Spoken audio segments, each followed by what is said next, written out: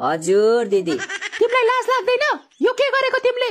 एकछिन ल दिदी, अन्तिम 2 थोपा झर्न बाँकी छ, त्यो झार्न दिनुस् अनि बोल्छु ल। बल्ल आनन्द भयो यार। अबे साले। भन्नु त दिदी, के भन्दै हुनुहुन्थ्यो तपाईहरु? तिमीलाई लाज लाग्दैन भनेको? पिसाब गर्ने ठाउँ हो यो, त्यहाँ माथि छैन पिसाब गर्ने ठाउँ? माथि कहाँ? तपाईको टाउकोमा? के रे भाइ, बढी भएको हो तिमी? पुलिस बोलाऊ?